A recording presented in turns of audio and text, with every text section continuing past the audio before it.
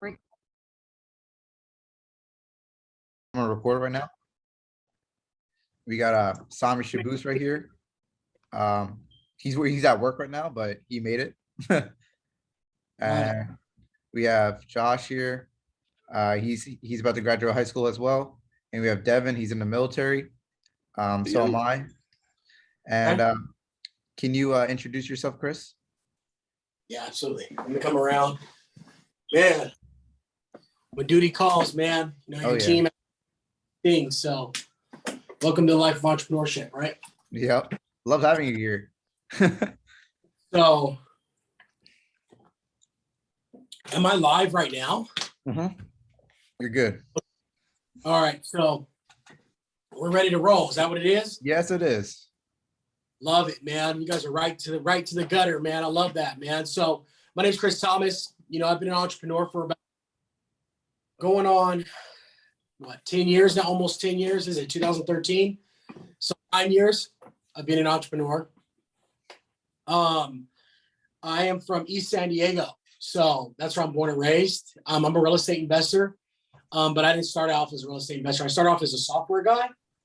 And both my companies failed tremendously, which led me into Airbnb rentals. And that's where I'm at today. So fast forward today, I'm an investor in Airbnb rentals. I also train people how to get started with Airbnb rentals and mindset and all that stuff. Okay. That's it. Chris, can your motto I see in your Instagram is like going from welfare to 300 doors. Can you explain that? Yeah. So I pretty much, man, you know, my likelihood for success was slim to none, you know, and me becoming where I'm at today was very unlikely. All my partners that, you know, I grew up with and, you know, I shared bread with when I was a young man are either in prison, don't have their life, you know, together or dead, you know. So I grew up in a very bad neighborhood in East San Diego in North Park. And I didn't have a bed, you know, I didn't sleep on a bed for almost 13 years. So these luxuries that people have, it's funny, you know, I see it. I laugh at people when they say they have struggle. So I understand that. I think it's cute, you know, but yeah, man. I ended up, you know, I've been on welfare government assistance my whole life, fellas. So my whole life was lack. You know, so I didn't understand wealth. I didn't understand success and all that stuff. Until I was 15, I started a fake bus pass business. And I was making more than how much my teachers were making. So that's kind of my entrepreneur bug, you would say. So, you know, once I was doing that, that led me into other bad things. And I've been on welfare my whole life. You know, my whole life I've been on welfare. I got a good corporate job, of course, in my early 20s and things like that. But I decided to start my company in my late 20s, failed, and ended up 31 on welfare on my grandma's couch, back to this square one. So, which led me to getting my first property, first management deal, guys. And how it worked was pretty much I had a friend who I was vulnerable with. I was like, look, dude, I'm tired of putting on this face.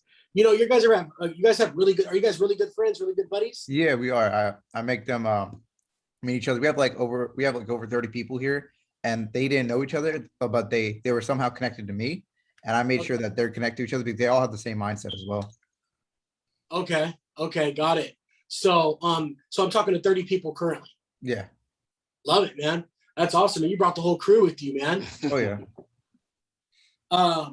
Yeah, so that's so awesome. So, you know, I was vulnerable with my friend. You know, I told him, hey man, you know, I'm tired of putting on this face that everything's good. You gotta play the tough guy role with your buddies, you know, like everything's okay.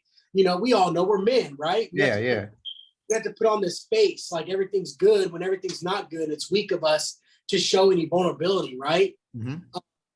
And, you know, I just told him, I was like, dude, I'm freaking sick of, you know, being broke, man. And I can barely feed my son. And I was like, I need some money. He's like, you can manage my Airbnb rental for me? I didn't even know what it was. And he was like, I'll give you $700. I was like, you pay me now?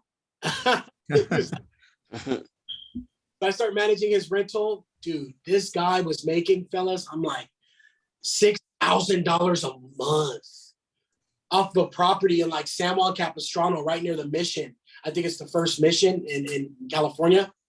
And I was shocked. I was like, wow, dude, so how much you making after like your bills, your mortgage, and what is that? He's like, I don't have a mortgage. I just rent it. He was like, I'm making about $4,000 a month. Like, oh, damn, bro. You're making $4,000. Come on, man. Being on your grandma's couch and somebody telling you that they're paying you a measly, you're only giving me 700, you know? Mm-hmm. And he was like, yeah, man, about 4,000, whatever. So check this out, guys. You know, all the stuff I failed at, right, served me. So everything I failed at my previous software companies served me, man. It's wild because it all came back full circle. I pitched that idea that I was making $700. I was pitching the idea that my buddy was making $4,000, to investors in that local area, right? Or within that proximity. And I pitched it to 500 investors on LinkedIn. Guess how many rejected me? 490 plus people. We had people that were like, you know what? Yeah. So, and I did that all in 48 hours, you know, boom, boom. I didn't have no LinkedIn premium or none of this crazy jazzy freaking automation, dude, you know, I was freaking grinding, man. Mm-hmm. Not fucking nerdy stuff. Can I cuss on here? Is that cool? We're all men. Yeah, right? yeah, definitely. Go ahead. Guys, I'm not freaking gonna have my hands tied and talk all freaking, you know, dad you up. You know, that's not me. You know what I mean? Yeah. I'm gonna talk to you like a friend. Is that cool? Yeah, that's awesome. Yeah. It's perfect. Love it. Managed to message 500 people, 490 rejected me. Uh-oh. I think I was supposed to have a sexy background in the back. But 400, pretty much 10 people, you know, a handful of people move forward. We signed 47 leases in 27 days. Let me present that. Is this going to go live again, bro? You said you're recording it, right? Yeah, I'm recording it. All right, no. I want this to be live on there. I'm like all high tech now, man. It was crazy. Yeah. With new awesome. technology, you're gonna, eventually. It's crazy. My you know, one of my staff members like, Chris, you get some TV in the background. I was like, hey. He's like, what do you mean you should do? He's like, you should whatever. It looks cool. Yeah. So I messaged 500 investors on LinkedIn. 40 of them went forward. I made about 38 grand and some change within 30 days. And then I was making like 30K a month in management fees. So quickly, right? Imagine that broke on an EBT card. You guys know what EBT is, welfare? Oh, yeah, we know that. All right, go. Okay, so yeah, man. I went from that to that and I blew that shit. You know, the 30 grand like weeks, dude. I was all happy. I was like, oh my gosh, because I knew I was making 30K.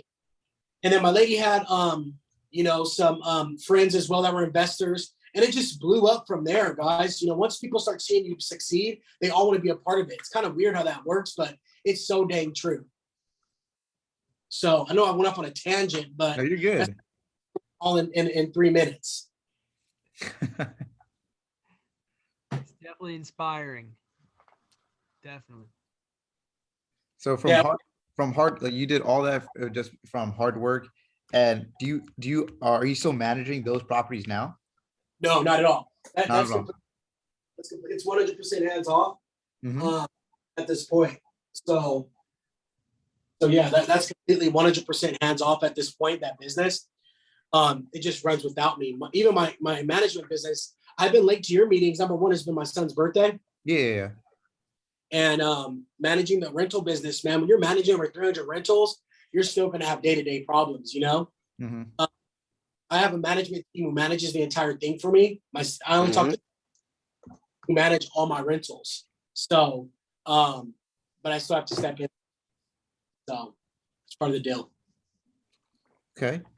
And from your whole experience, how did you combat debt, right? From like before you knew anything about becoming a property manager and all that. How did you go against debt? Because a lot of these guys right here, they're either trying to go to college or they're about to go to college and they're about to gain that whole debt that they can't even foreclose on. Hey, man, I love when people ask me this question, man. People hate me. They want to hang me, when I ask this question, but shit. You know what, dude? I'm gonna be completely transparent with you guys. You guys want to know the truth about finance, about higher education? Yeah. I'll be sure. It was made for financial institutions, period. By the time you get out of college, all the skills that you've learned or that you applied yourself to, you can apply to real life, because how life has passed you by in that 4 years of application of what you're learning. Yeah. You cannot, there's no way, especially with the speed of technology, guys, they say that there's going to be no need for realtors and accountants and even lawyers in the near future. You could do everything from a computer. You don't need nobody to even represent you. Mhm. It's crazy what the world is going with the success of technology. And I just think, to be completely transparent, the only reason you should go to college or any institution is if you're going to be anything like a physician. I understand when it comes to the medical field, that is what you need to do. Anything else can be applied actions, which means finding somebody who's already achieved what you want and pay them for it. You're going to pay anyway. Shit, you're going to pay you're going to pay $60 to $100. You might as well pay $60,000 to $100,000 to a person who's rich to show you how to get rich. And that's foreign language to a lot of us. They're like, what the heck? Because that's not what we're taught, dude. Right? We're not taught to go seek help. We're taught it's bad to go seek help. Yeah. We're taught it's bad to cheat. Mm-hmm. Oh, and it's so true. You have to. Let me cut it. I'm gonna give you guys the most cut and dry, direct response to whole college and everything. Okay. The biggest lie that we've been told as young men, is that there's no shortcut to success. That getting rich quick is a scam. It is. That was the shortcut to success was a person who chose to take it the hard route. Look, there might not be no secret to success, but there's a damn shortcut. You know what it is? Finding somebody who's already achieved it. And I was broke for 7 years to figure this out. And my mentor looked me dead in my eyes when I made my first 100 grand. I remember the moment I made my first 100 grand, it was within 4 months of the Airbnb rental business, 5 months. 3 months. He looked at me and said, I'm going to tell you something, man. I was like, what's that? He said, you're going to pay either way. I was like, what do you mean? He says, it's more expensive not to do because you're going to pay through sweat equity, which means your learning capability, which is their ceiling is on there. Your success is going to go like this, like it has been in your business, right? Mm-hmm. Why did we choose that route when we can go this way? We can go to A to Z by paying somebody who's already met the Z, right? It makes no, right? Yeah. Another thing is combating debt is I was taught, or not taught, but I had an understanding. Correct me if I'm wrong, guys, but does this sound familiar? Debt is bad. You only use debt to pay off your bills, right? You guys ever heard that? Yeah. Yeah. 100%, right? You got to use debt to multiply, right? Yeah. When you use debt, there's one thing that if I could tell any young person, anybody under 30 or under 25 even, is you have to get the credit right. The credit, don't mess with the credit. The credit is the bread, man. There's no way your earned income is going to get you rich. I'm going to keep it 1 million with you guys. There is no way that your earned income, even if you're making $200K a year, you're still taxed. And guess what? You are going to meet your living expectations compared to how much you make it. We're abundant people. One thing that nerd said, what is his name? David Ramsey is telling people that you have to save for coffee, that you have to do all this crazy, insane shit. I'm a young dude, bro, right? I want to drive a Ferrari. I want a hot ass chick with me. I want my young life, right? I don't want to be 80 years old in a Lamborghini. I have a Lamborghini, I have a McLaren. Imagine me being an old dude in those cars. I wouldn't even be fulfilled, right? Mm-hmm. Way to do that. Instead of managing your debt, is to multiply your debt. And the way to multiply your debt is having great credit, right? You have great credit, anything over a 700, let me back up. Anything over a 680 with the times that we're in now is considered good credit. You use that credit and that debt to turn that into an income for you. So all my business is ran on debt, 100. I grew my Airbnb rental business. I'm almost $5 million in debt. But guess how much that $5 million in debt pays me a month? How much? $700K a month after all expenses. Hey, gang, let me ask, is that a fair trade? Yeah, doesn't sound bad to me. Right? And guess what? It's possible. And that's the first step. And let me tuck that in there. You first have to put it up here. Right? I'm a dude from the hood, man. And I wish I would have learned this early.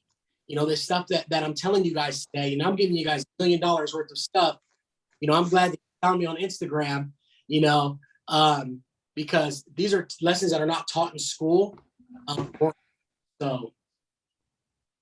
And stuff like that. So debt, I don't manage, I multiply debt, to answer your question directly. And college is only for physicians, financials. Or there's another one that me and my buddies always argue about, is this is a funny one. Me and him always argue about owning a home, owning a property. We argue almost every other day about it, right? Owning a home is for financial institutions. Banks don't get paid for you keeping your money in the bank. Yeah. They get paid from lending you money, right? Yeah. And the more that money, the more that they like you. So, and we talk about this. Owning one door is selfish, right? And it's what we're taught. That's the American. They have these guys smoking their cigars, fellas, and drinking their bourbon and their whiskey, and say, "Hey, what are we going to call it? We have all this surplus money. What are we going to do?" They keep it in our banks. Oh, we're going to call it the American dream. Oh, that's what we'll call it. That's bullshit, man. That's not true. That is so not true. Any property got 347 rentals that I lease, and I legally list on Airbnb with the owner's permission, landlords, or if we're dealing with a property managers. I have 347 of them. All expenses a month. My business generates over 7. I think I followed that philosophy of owning a property, living the American dream, for them to get paid, but not my family to get paid, right? No. Heck no, man. But you can tell I'm passionate about this stuff, man. Love it. We love it. Now, Chris, right? So someone that has, okay, you're saying you got to get good credit, right? These guys, I told them, hey, start your credit right now, right? Get that Discover credit card, get all that, right?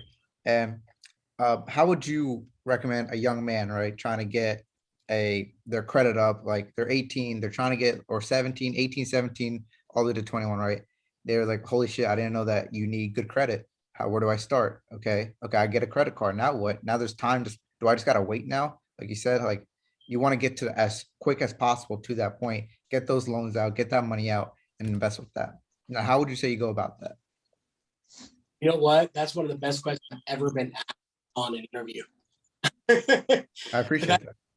It's so valid, dude. It's like, what if I'm 18, I'm 19, I'm 20. It's like, everybody's talking about do this. Your mind's in like 100. Do you guys feel that way? Yeah. Like a million different ways, right? Do this. Like, dude, okay, hey, back up a little bit, man. This is what you need to do. Okay? Yeah. It depends on let's go to the parenting, okay? Let's go to the parenting. It all revolves around parenting, okay? What is their parents' financial situation? If it's good, the majority of us don't come from good ass households, man. Mm-hmm. Mom and our dad have bomb credit. They're freaking have good careers. Let me keep it 100. We all don't roll that way, right? Yeah. I don't want to make decisions about your audience. However, of us, right? You have to add yourself as an authorized user to somebody's credit card. And if you don't have access to that, there's companies out there that will get you access to credit lines, and you just pay a one-time fee, and they give you access to, say, a $200,000 credit card, and you're 18. It's only open for 2 years. I mean, sorry, if you're 18, it's really hard to do that because of the time the credit card was established. So you just have to really think is like, they're going to catch on to that. Like if the credit card was, say you turn 18 in July, it's December. That credit card has to be opened in, say, August, right? Because credit starts at 18, right? Yeah. Right. So the numbers just have to make sense. So if you're 20, you can't go past a credit card over 2 years. And the reason for that, listen to me, gang. The reason for that is because once these lenders and people that want to lend you credit see that you have access to $200,000 or $50,000 worth of credit, they're going to lend you what? Money. There it is. That's the shortcut to success. Yeah.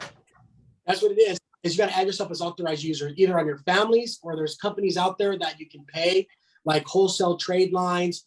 You know, you can pay like $1,000 and you can get access to millions of dollars worth of credit lines from somebody else's credit. And that's how you build it. I wish I would have learned this at 19. That's a great freaking question, man. So the key thing you just said right there, Chris, that I didn't even know, right, is that you can actually pay a company to get to establish your credit on them. Because me personally, my parents don't have good credit, right? Or I know a bunch of people here, their parents are from either they just don't understand money or not financially. They live day by day by paycheck to paycheck. They don't have good credit. And we always thought, hey, if your parents don't have good credit, then you probably won't get good credit, and you just got to slowly build it up, right? Oh. But you just said you can hire a company to you said a wholesale trade line. So is that what you said? I can look it up right now. Okay. Give me a second. I have it right. I used it when I was young. And guys, $1,000 to get your credit score like this high. And because for me personally, I had a buddy that Listen, said it's not even 1,000. There's people you can get it right now for $300 and they'll get you access to like 80 grand. I'm not kidding. Look, I'm gonna show you right. Here it is. What's the website, Chris? Trade Line Supply Company LLC. I'll send you the link. Okay. Trade Line Supply. I use them. They're the most legitimate company. I do not have an affiliation with this company. I do not get paid from them. They're just legit. And do they work nationwide, or is it just San Diego? Globally. Oh, nice. Globally. Based on countries. So Canada, or if you're somewhere outside of the US, but primarily the United States. If you're a US citizen, this is it. This is the hidden jewel. That's right a weapon right there. That's a weapon. Weapon's an understatement. And guess what? The best part about this company is that it stays on your credit forever. Boom. Oh my God. 7 years ago of like $200,000. Look, I'm looking at one right now. Look, credit limit, it just started. If you're 18, look, it just started July of 2021. Listen to me. It's right here. It's called TradeLineSupply.com. I'm looking right here. July 2021, gang. July 2021. Guess what the credit limit is? Credit limit. I'm gonna guess 100,000. No, the credit limit's about $27,000. Imagine 3. You can get 3 of these. Guess how much they're charging for? 500. $222. Sheesh. Damn, Look at that. I can get that right now. Get access to those trade lines, and that's the speed to getting you lending, right? That's the speed right there. You want to use that, okay? Okay. For 18, guys, use your brain, guys. You know that you just turned 18 in January of this year. Don't go get a trade line that was open in 2020, and it just has to match the birth date, okay? Mm-hmm. Right? Now, what if you're just like 22 and can you use this credit line? Go back as far as you can. Okay. Go back to 18 and go up from there. Okay. Great question, man. Thank you. I appreciate it. And what about people that want to like let's say they do get that great credit score, right? And they want to get that loan. How would you say because everything is negotiation, right? So when they go to that bank, right, they're like, hey, I want this much money to get. We can't hear you, Chris. You guys- Oh yeah, we can hear you now. Okay, you're not going to a bank. You're not going to a bank. Where would you go? No. You go to private lenders. Private lenders. Okay. Private lenders. Okay. You go to private lenders, gang. Man, you guys got to pay me for this, man. I'll send them your way. Hey, it'd be the greatest compensation if you guys hit me up in like 2 months, 3 months. Say, Chris, man, I use all the stuff you told me, bro. I'm kicking ass, man. Thank you. Yeah. All right. Yeah.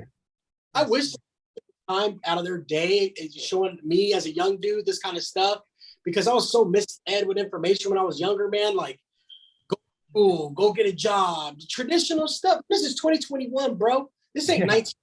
Bro. Breakfast is the most important meal of the day. Come on. I'm not instruction. And how would you go about meeting these private lenders? Would you do online? Would you go local? Just look up best personal loan companies. Once these trade lines hit your credit, which is about 20 to 30 days, you then go to these private lenders, not private, everybody has access to them, gang. Just type in best personal loan companies. I can name them. You guys want to know the top 3? Of course. Marcus.com by Goldman Sachs. They'll lend a young dude money in a heartbeat because they think you're going to default, which means they're going to make money. But guess what? My bros on this are not going to default, right? Yes, sir. Right. We're making money off of that. Right, exactly. Remember, I just told you this true story. I'm here. Everybody's Mark Zuckerbergs and Jeff Bezos and all these dudes who grew up in like good households and magna cum laude. We don't celebrate people like me, true America. You know, Yeah. the people watching this, I guarantee you, are mostly like me. Of course. One, celebrate people like me. It's weird. I need my. We'll celebrate for you. So yeah, you go to marcus.com. Upgrade is another one. And the third one is SoFi. SoFi, SoFi, you got to be more established. Like if you're 22 and you have an okay career where you're making like 3 to 4K a month, they'll lend you like 90 grand like that. Damn. Let me tell you guys something about getting rich, gang. My company did over $21 million this year gross. Okay. I'm going to tell you guys something truth. I want everybody to listen to me and take this note right. Okay. Listen to what I am about to tell you. Okay. The only way that you are going to get rich and be financially free is through debt. Period. There's no other way. There's no way that you can meet the income qualifications, the type of money it will take you to save.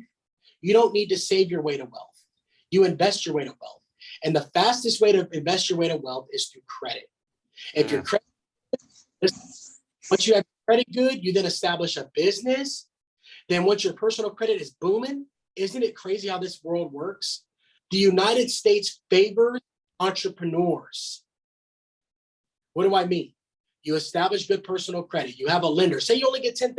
You go out there and you invest it in an Airbnb rental business. We'll talk about that in there in the future. I know we're going to talk about that, right? Sure. I know it's selfish because I'm in that business, but it's the best business. It took, anyways. Listen, then you go establish a business. Here's when it gets sexier. Everybody wants the BBL and the fakers, right? Let's be honest, right? Yeah, of course. Everybody wants the IG model. Here's the IG model. It's called having a business. Once you have personal good credit, you establish a business, then you establish business credit. Guess what's going to happen, fellas? They're going to lend you more money on that business because you have good personal credit. You took out a personal loan. Now you have a business. Now you can take a business loan and they'll give you like $300,000 to start up your company. Boom. That's how it's done, gang. That's amazing. You're not going to save your way to wealth. You invest your way to wealth.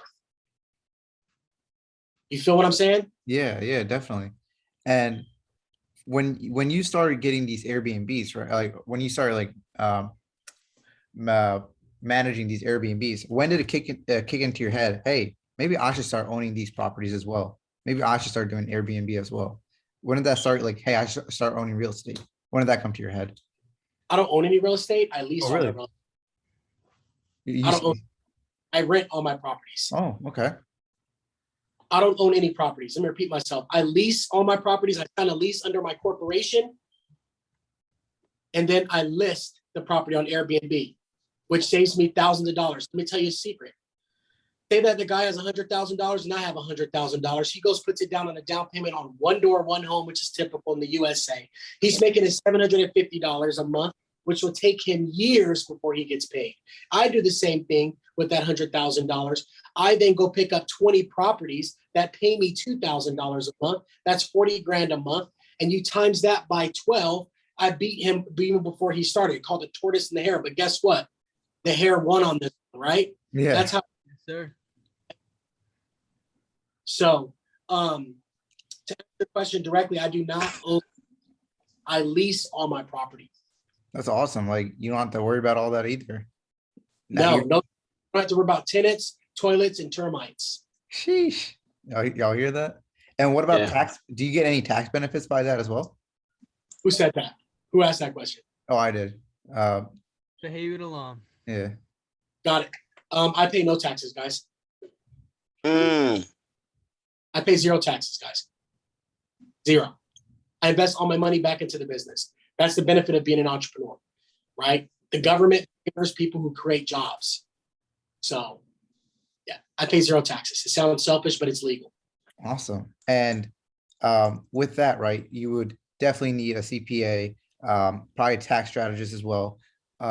With all that, who else would be on your team?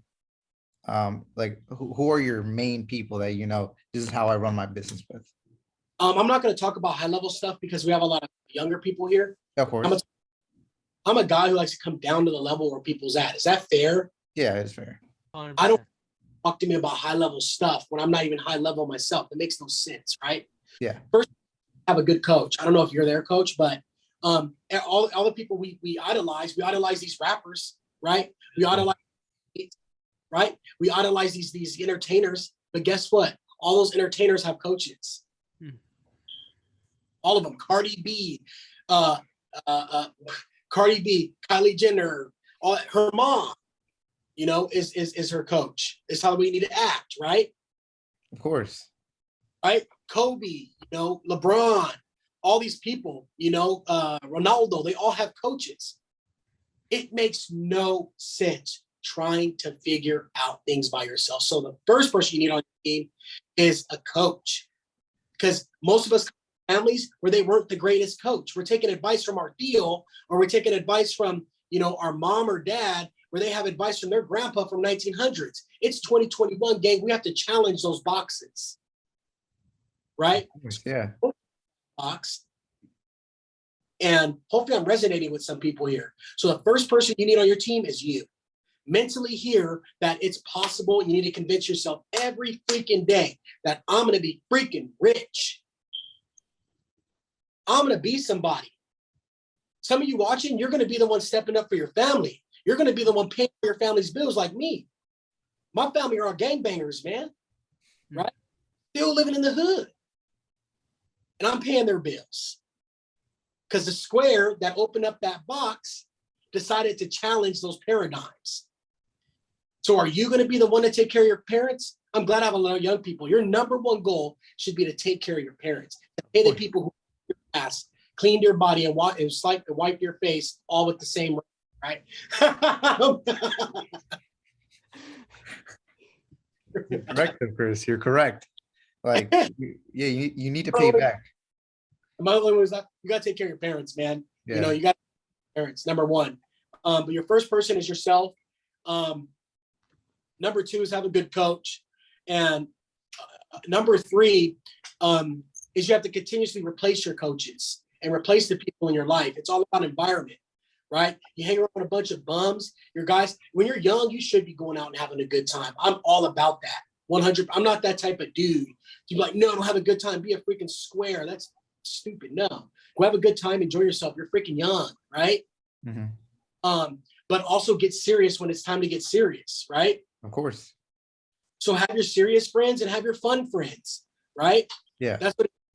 Right, and you got to know that you can't be serious with your fun friends. You can't be fun with your serious friends, right? And you got to understand that distinction. So a good environment is number 3, and that is going to determine a lot of people's success is their environment, bro. Hand in hand. I see it all day long.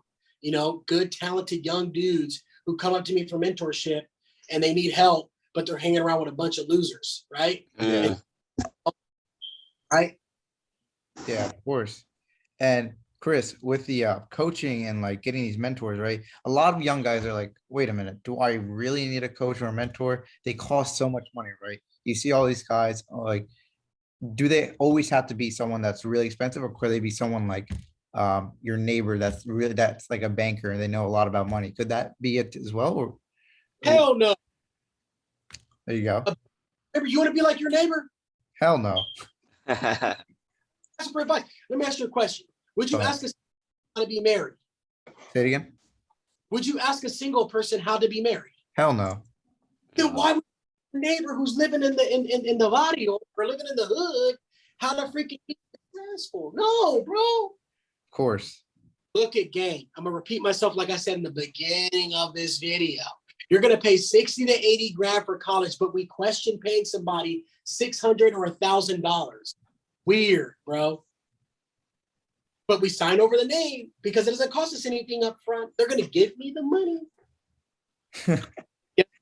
You don't pay them back, they're going to garnish your wages. Oh, ouch. Right? Yeah. Isn't that kind of slime ballish? It right? is. Yeah. Don't tell me that's not slime ball. If there's no government connection to loans, student loans, why are they garnishing people's wages? Of course. You're right. False. That's why I'm so against that shit, dude. I am a super advocate. My daughter's school wanted me to speak at their school, right? But they go on my YouTube channel and they see me professing how school's a scam, and they're like, "Oh, we're gonna have to take this back."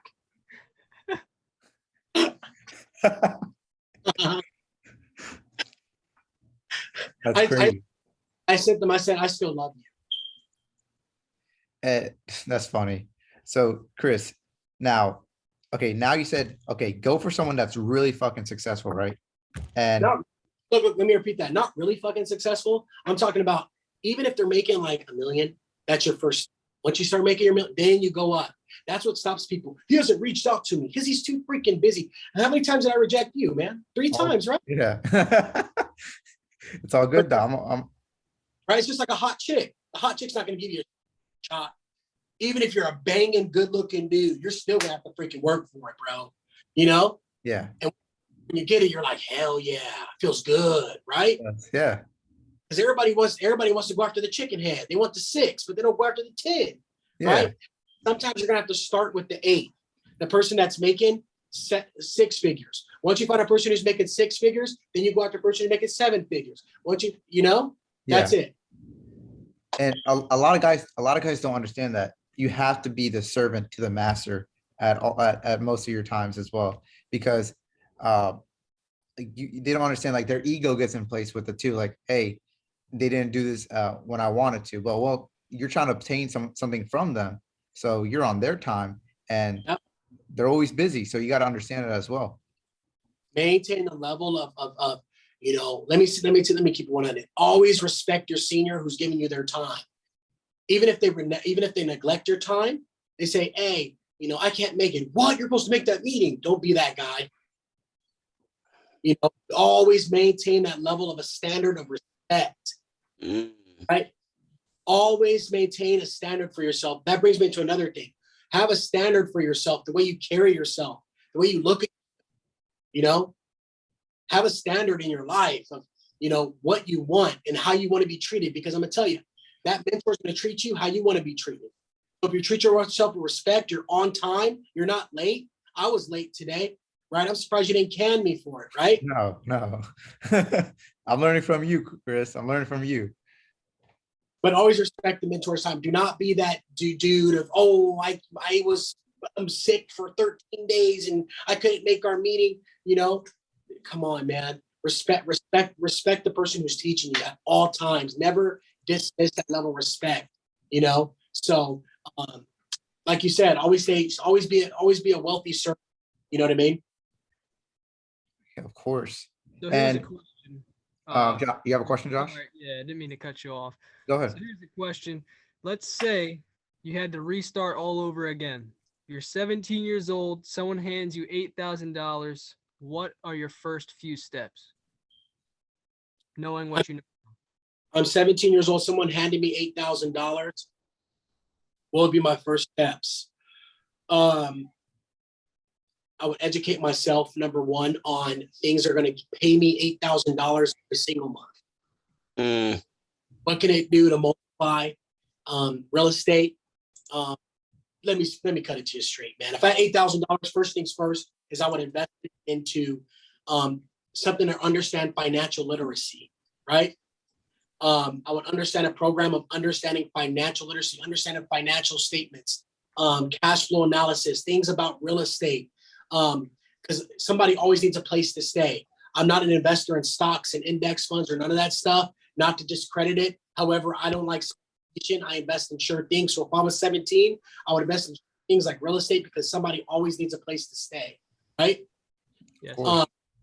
I would wait till I turn 18 to then wait a couple months to then go get trade lines so that my credit is built so that I can get some credit cards. Because when you're 18, you're going to get access upwards to $5,000 to $10,000 off the jump because they think you're going to default, right? Yeah. Because they make money off of you defaulting, then you understanding that what? Financial component of becoming successful. Of course. But that ammunition, I see you laughing because this shit's real, huh? You guys like this? Right? This is for real. This is real. This is real. This is it. I'm not going to come at you and tell you some lie. I'm real life, man. 17, $8,000. I would invest in myself. I want to understand. Number two, I would apply that understanding of finance to my credit. Once I have that understanding of finance to my credit, I then go get access to credit lines. But guess what? Did you spend your $8,000 or do you still have it? Go ahead, Josh. You'll have any money? You spend it yet? You still got it, right? Right. You do. So now you have the financial understanding. Now you have the trade lines. You probably spent $1,000 on Boohoo, right? You probably spend another $1,000 to $2,000 on some coaching or some mentor to help you out, understand some basic stuff, which is cool. Now you're at about $5,000. You learn the fundamentals of finance. You got your credit good. You got access to credit cards. Now mentors helped you out to understand for you to avoid those mistakes. Now you got $5,000 to invest your money into a business that you know how to operate every single month because you understand finance. So now your success is pretty much guaranteed because you've already prepared yourself at 18 years old. Boom. And Chris, going back to that education part, right? A lot of guys out of high school, all they know is, oh, my next step is most likely college because their whole life they've been told college, right? What are some steps they can take? Because I recommend guys, hey, just read this book, right? Read these books and you'll attain more information that you would in college. Or would you say take some courses like Udemy, learn some skills on there? Like, how would you go about that? Yeah, I recommend that. Number one, there's 3 core books you need to pick up. Everybody write these down. You guys ready? There you go. Yeah. Rich Dad, Poor Dad by Robert Kiyosaki. That's a lot of these guys' favorite book. A Millionaire Fast Lane. This is a non-negotiable book. This book changed my life when I was 22. 28. MJ DeMarco, Millionaire Fast. Third book, Think and Grow Rich, Napoleon Hill. There's one more book. There's actually 2 more books. Built to Sell. Warlow, Built to Sell, SELL, Built to Sell. It shows you how to build a company up and sell it, right? Yeah. And then my book, Short-Term Rental Riches. My book tells you about finance, 101, attitude, sales, everything, in the matter of 80 pages, and how to build a rental empire for anyone. Is that on Amazon? Or Yeah. Chris, can you show your book one more time so that the audience can know? I'll give it to you guys for free. You don't have to pay for it. You sure? Yep. Don't worry about it. I'll give you guys a digital copy. Is that cool? That's awesome. hell yeah. That's awesome. Yeah. I'll give you guys a free digital copy. You don't have to buy my book, guys. Are you sure? We would love to support you though. I'm already supported, man. I want to support you guys. That's why I'm here. Oh, thank you. Appreciate that. Appreciate it, man. Hell yeah. Thank you. Thank you. That means a lot. Yeah, of course. And what would you say? I know you explained that what do you call it up? That company that gives you that credit line that you can apply. What are some other tips and tricks that you learned through your real estate, through your business experience, like those tips and tricks that you have under your sleeve? Some tips and tricks. Yeah. You know what, man? It really comes down to how bad do you want it, man? You Mhm. know, you got to eat shit and breathe. Anybody play sports here? We all play sports here. Yeah.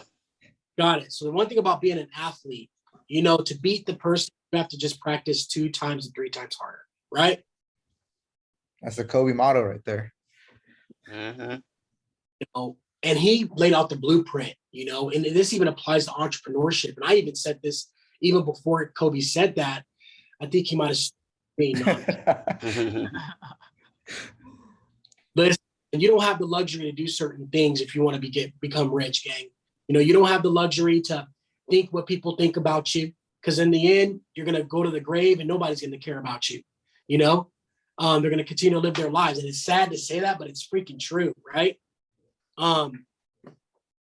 So tips and tricks. And damn, that was really dark. Why did I even say that? No, you're good. No, I always tell these guys memento mori, meaning that don't forget about you're gonna die one day, because all these people that you see around you are living like NPCs, right? Do you know what an NPC is, Chris? Say it again. Tell me about it. What is it? Okay, an NPC, a lot of young guys, right? They play video games, right? So they understand the terminology NPC. An NPC is a bot, right? And a bot is someone that does not have a brain. It just acts in one way and doesn't understand like the fourth dimension, right? Like, hey, someone's actually controlling you, meaning that, listen, all these people around you, they go to work, they come home, they have a wife and kid, and they go back to sleep, and they do that over and over and over again. And they're not and it's the same thing with Robert Kiyosaki's rat race, right? You're not getting out of that race. So now you're just stuck in that NPC mode. You're not even a player. You're not even playing in the actual game. So I'm trying to change these guys' mindset about that. Like, hey, listen, you have to understand that one day you're going to die, right?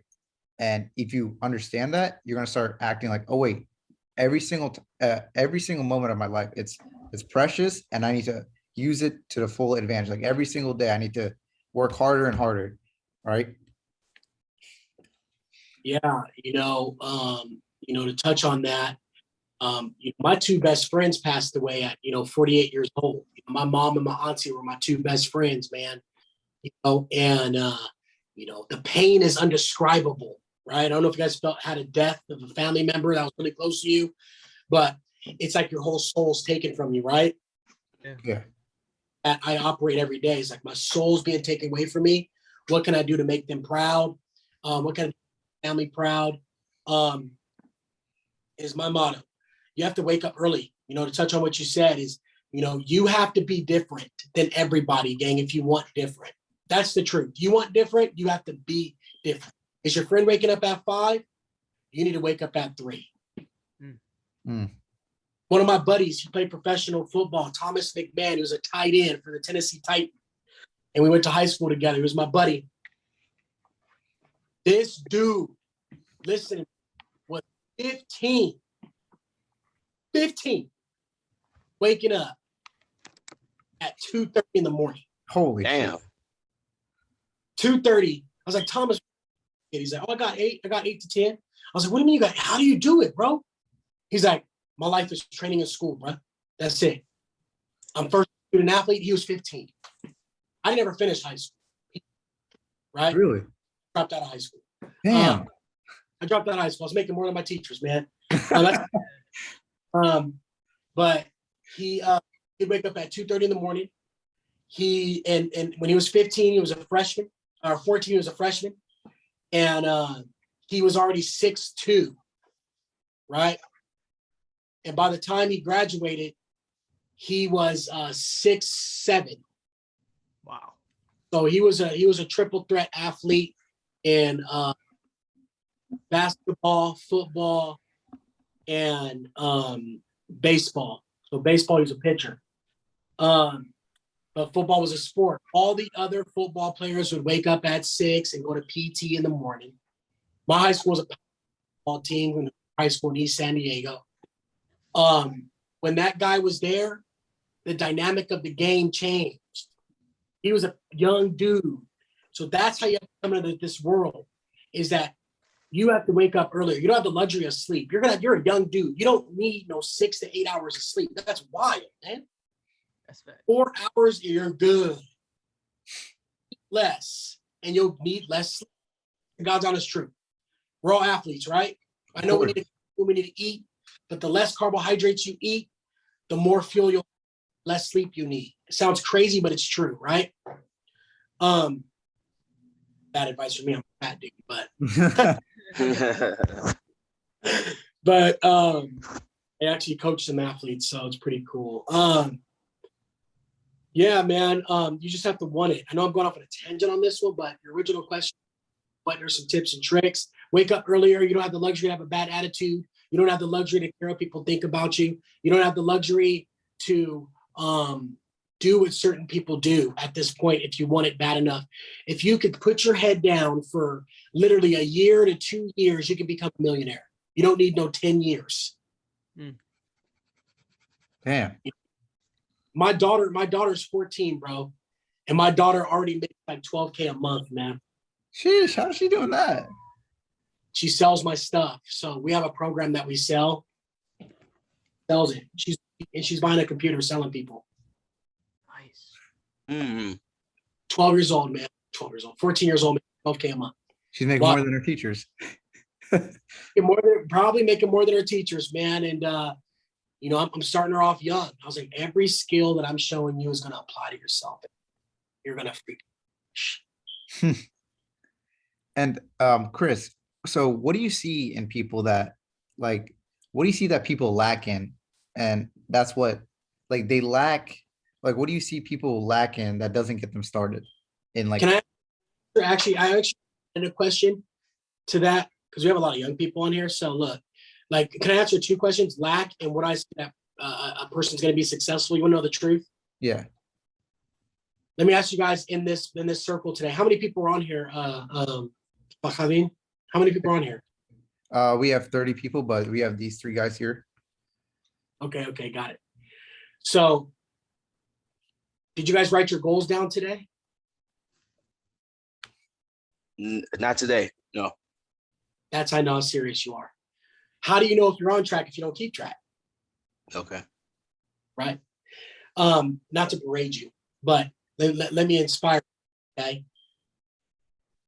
I know if a person is going to be successful if they write their big goals that they have for themselves every morning and every night. I still do it. I make $20 million a year from my real estate business. My personal brand does about $7 to $10 million. And I still do it.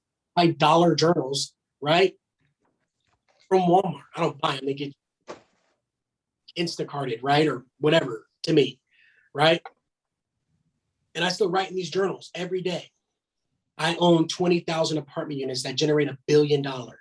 I inspired 1 million people. I have a massive following on the internet.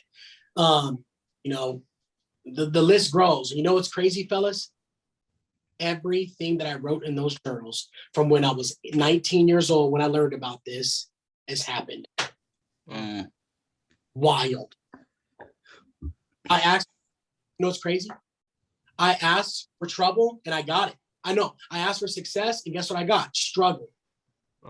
Oh, you want to be successful? I'm going to bring you to the water and drown you and see how bad you want to breathe. Right? That's what success does to you. I'm gonna put you a brick wall in front of you to see how bad you want it. Because the brick walls are put there not to keep you away, to see who's really wants it. And the way you really want it is by writing your big goals down every morning and every night, because it puts something in your head that you're about to have a freaking masterful day. Mm. And not just that, by a second journal that is congruent to those big goals that you have. That you're chipping the line, you're chipping away at the elephant, you're chipping away at the elephant. Okay, my goal is to make $10,000 a month. Okay, what are you doing to get there? I'm reading this book, this book, this book. I'm investing in this, this, and this to get to that $10,000. So now you're keeping track. So now it's real, because if it's up here, it's just a dream. If it's written down, you're for real, right? So that's what qualities I see what a successful person does every day. There's no empty calendar, there's no empty space in my calendar every day. So to answer to the lateral question is, what stops people? The biggest cause of depression is lack of attachment to a thing. You have nothing to strive for, therefore you have nothing to live for.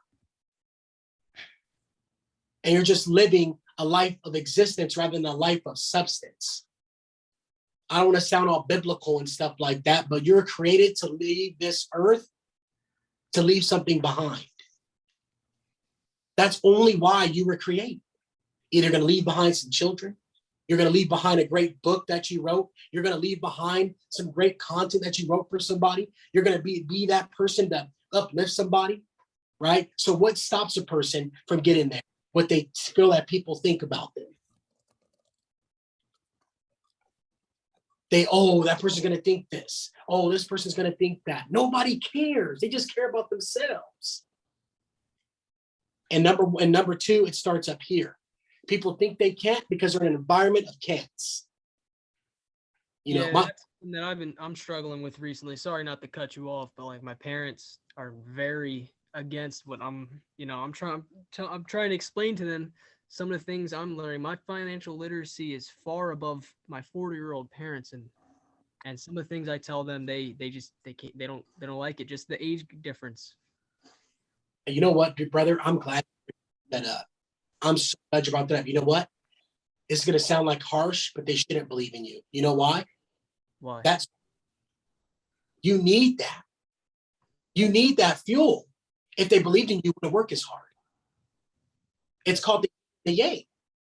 My mom was always down with me. My auntie was always down. You don't need to go to that school because I was paying their bills, but my mom looked me dead in my eye. I was like, man, Chris, you're making too much money. Man, you ain't going to no goddamn. Why are you going there? There's no point. Your parents and the people don't believe in you because you haven't given them enough reason to. Mm. That's why. Once you show them some actual traction and your stuff is freaking working, everything you're learning is working, and it comes, they're going to be like, I'm proud of you. And you can't be like, oh, you didn't believe in me. No, they believed in you, but they're trying to protect you. That's the job of your friends and family. But at this point, we don't need protection, right? You need validation. The way to validate it is actually become that success that you want by applying everything I've told you today and proving it to them. Prove them right. Come off the thing of prove them right, not prove them wrong. That makes sense, right? Yeah. Yes, sir.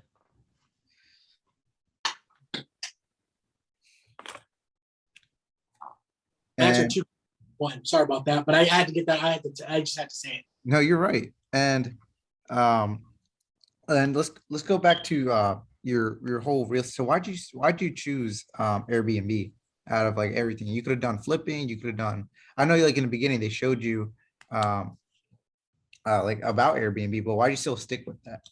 Is it because it's that one thing that worked out and you just stuck with it? Truthfully, man, you wanna know the truth, man. Yeah. All stuff, bro. It's just you're trying to sell people shit. I'm a good salesperson, but I'm an investor, man. I'm an investor. I want to get paid every month. I don't want to do all that stuff. It can run without you, yes, but this business really runs without you. Once everything's set up, you get paid whether you work or not. Mhm. Flipping, wholesaling. You have to sell, you have to convince somebody. It's not a problem.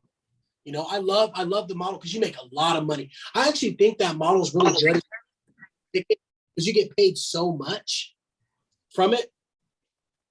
You get so much from it, like 20 to 30K, you know, per flip, or 10 to 20K. So I think the concept of the compensation package for that program is incredible. So let me back up. It's not a bad thing. I just think that you should invest that thing into a thing that pays you every month. To answer your question, so I wanted to go to the straight line that's going to pay me every month. To answer your question directly, flipping, wholesaling is for big ticket items. I knew that I can potentially get, so I wanted to get enough money every month so I could feed my family. So that's why I wanted the Airbnb business to give me that drip every month. But if you're in that wholesaling or flipping business, use that money to invest that into a short-term rental business so that you don't have to work so hard for the next check. Of course. And how would you say you started automating your business? Did you just start hiring more people and then it just worked out as that? Well, what I did, you know, to automate my business is I looked at the core things. You know, Elon Musk said the most brilliant thing. I think he was on stage at like South by Southwest, and he says, you have to break it down in its minute form, right? Really, what is this business? This business primarily consists of 3 core things: communication, cleaners, and maintenance. If I can nail those 3 things down, the minute form, I'm going to be very successful. And I know if I wanted to scale up, I needed to have a manager operate the rentals to make sure that they stay in great condition for the owners and property managers, right? So I always got its minute form. If I can hire some great team of cleaners, I have over 300 cleaners that work for my company. 300, shit, I'm more than that. Over 500 cleaners. Damn, how many am I at? Yeah, about 500 cleaners. Yeah, about 500 cleaners I work for my company. So I have about 500 cleaners and maintenance crew and communication. I have a software that automates all the communication, the concierge for me, so the guest has seamless check-in, check-out process, and also gets me booked. So they're pretty much my salesperson. That's awesome. And how did it take like from, because a lot of guys like here, like young guys, right? They understand like, wait a minute, like hiring somebody, right? Having like an assistant or having like 300 cleaners, right? It sounds like almost impossible. So how would you get from that first step to like start like getting someone to do the work that you don't want to do and like focus on what you're good at in a way? You know what I'm talking about? Absolutely. I'm glad you brought that up. That was actually one of the topics I wanted to talk about. Look, there's always a job for somebody, guys. It's a disservice. Listen to me. Write this note down. It's a disservice for you to take a job from somebody that you know somebody can do better at. If you're really good at communication, then hire a person who's good at sales, or bring a person on your team that's good at sales, right? Or service, since you're good at communication. I'm going to give you guys the best piece of advice of the entirety of this talk today. All you need to do is be good at one thing and surround yourself with everything else. I'm good at raising capital and managing talent. Those are my 2 things I'm good at. The one thing I'm really good at is raising money. I know how to get money. I know how to access money. And guess what I'm surrounded by? A person who's good with guest success, a person who's good with clean, a person who's good with branding my business, a person who's good with marketing, people that are good in sales. Somebody always wants a job. Try it out. You can even go right now on Craigslist, put a job up and just put a dummy listing and somebody will apply to it. Tell me somebody. I had somebody on Craigslist come organize all my kids' stuff. I paid the guy like $500, him and his wife. Because I didn't want to do it. Right? You gotta get it's an abundance mindset. You know, I don't want to pick up my son's toys. My son's 4 years old, right? He's like, Chris, go pick up your toys, son. Come on. What the hell are you talking about? He thinks I'm a nutcase, right? Right. So I hired somebody on Craigslist, paid him $500. They came and organized my son's stuff for 3 hours, 3.5 hours. It's nuts. Damn. Like you just like, so how much would you say your hour is worth? Or would you say it's like, that's not how you think. It's more like that's not what you're good at, or that's not what you want to dabble into. Because a lot of people, they'll say my time is worth this much and I'm not gonna, like, for example, like you're gonna order something on Amazon and you didn't like it, so you're not gonna spend that hour to go to a UPS just to return it. You might as well just like put it away or gift it to someone else, because now you could spend that hour raising capital, like you said. It's like making those terms, I guess. Is that what you do as well, like an everyday basis? Yeah, like you should, like once you start making money, you shouldn't be doing low level activities like washing your clothes. Once you start making some bread, guys, you just got to stop low level stuff, man. Like going to cheap gyms with broke people. You got to go to rich people gyms, even if you're a youngster, man. I see a youngster going to 19. He does like Amazon FBA or something. Yeah. Dude's like, he has a banging ass girlfriend, you know. The dude drives a nice ass car. He's 19 years old. I think, what does he drive? He drives a Maserati, 19-year-old kid, right? He goes to a gym, $80 a month, right? That's insane.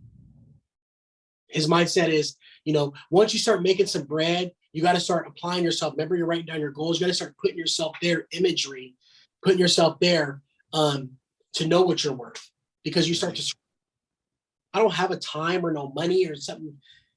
How do I say it? Like, I just know what my time is. I wouldn't go dry clean my clothes. I wouldn't wash my shoes. I don't wear the same underwear twice. I throw them away once I use them one time. It's just bougie shit. But, I would say that I don't waste my time on stuff that I know that I could be doing something better at. And the job of an entrepreneur is to create jobs and make the company better. And that's what I have to focus on 100% of my time. You do not see Kobe. You do not see Kobe doing low-level activity stuff, right?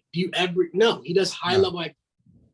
And it's either you join him or you go to the other team. You're going to lose. And it was true. They lost. Of course. And Chris, sorry, I didn't mean to cut you off again. Go ahead. No, you're Chris, good. I have a question. It's a bit of soul searching. So you mentioned every night you write down your goals. When you wake up, same thing. You write down your goals. You, as we've already learned, pretty successful. You talked about you have 500. I think it was, you mentioned cleaners under your name. You're educating your daughter, and everything's going well with her. So what are your goals now? What are your goals now? Knowing where you are, what are your main goals? My main goals at this point are exactly that, what you actually said, man, is to make sure that I have some rising stars. I just had twins 2 months ago. Congratulations. Thank you. Is to make sure that they become the best version of themselves very young. Put them in the best program possible to make sure that they win at life. Let them know they're going to be very different than normal people. And this is what it takes. Secondly, is in regards to my business, is I want to grow my brand. I want to be more of an authority figure on the internet. That's one of my big goals, because this is my dream, and this is what it is now. Is it's all about social proof, and that's one of my big goals. Another goal next year is to add another 5,000 properties, because we have access to the capital to acquire 5,000 properties next year. Nice. And those should produce some really good numbers for us. We should do like about 7 to 10 a month. We should be at $100 million company next year. If we're another big deal for me is hiring more staff to grow the company that much more bigger.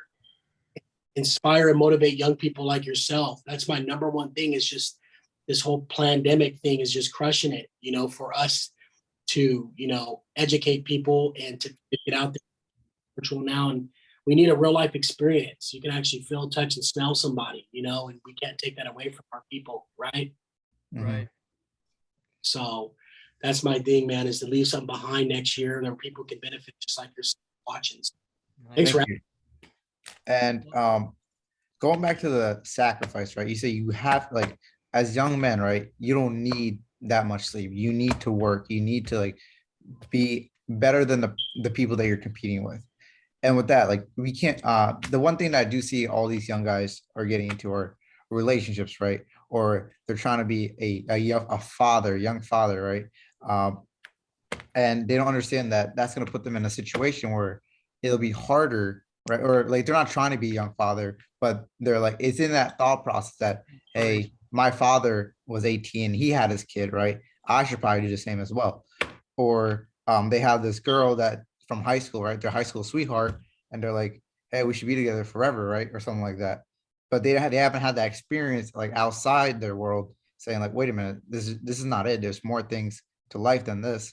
So how would you go? Like what I'm trying to say is there are like social, like there's gonna be family members that might stop you. Like you're a walking mirror, you know what I mean? Like everywhere you go, people are gonna be like, why are you doing that? You know what I mean? Because they see that you're trying to you guys are from the same field. Like you said, you were raised in the ghetto, like all these people, right? You guys were on the same level, but you excelled, and people are like, they see that, they're like, why did he how did he do that and I can't, right? And then they hate you for that. So as you're like people as later on, people are gonna hate you. They're like, but then later on, when you become really successful, you're like, oh, I know that person. I knew Chris, right?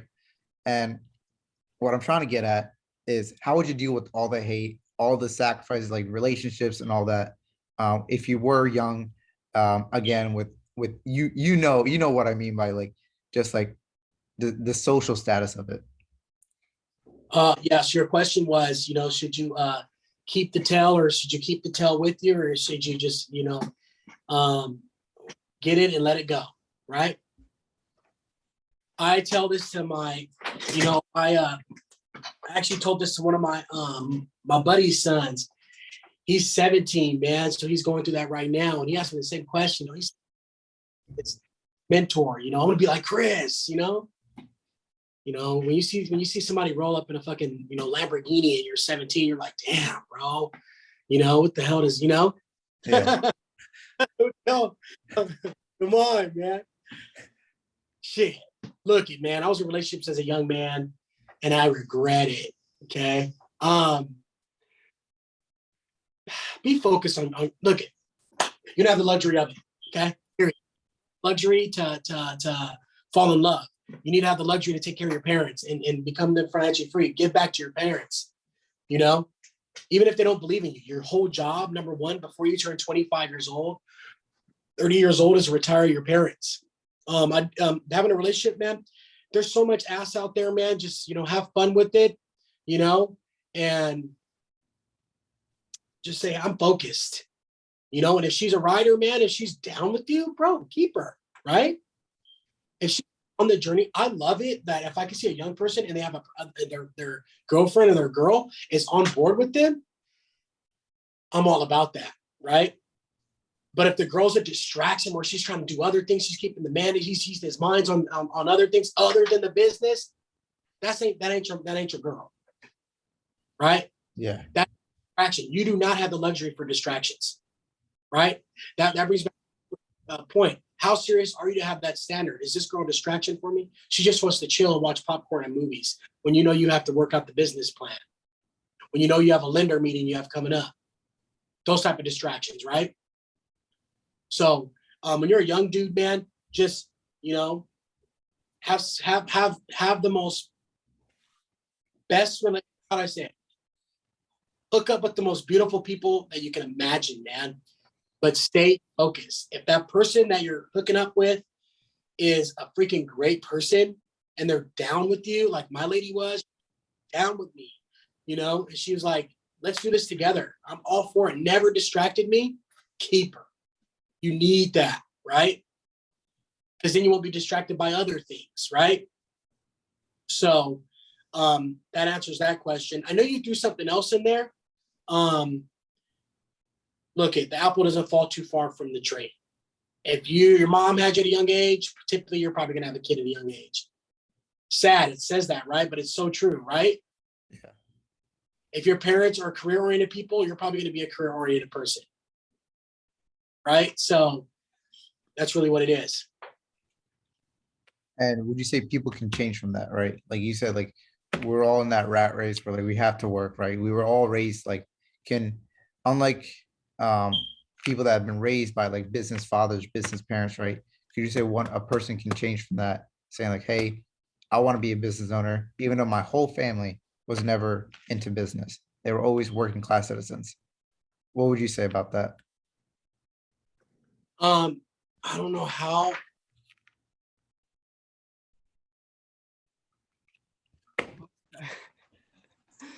The heck? I was gonna say he's living proof. He's living proof of That was weird. Fuck. it. I don't know. There you go.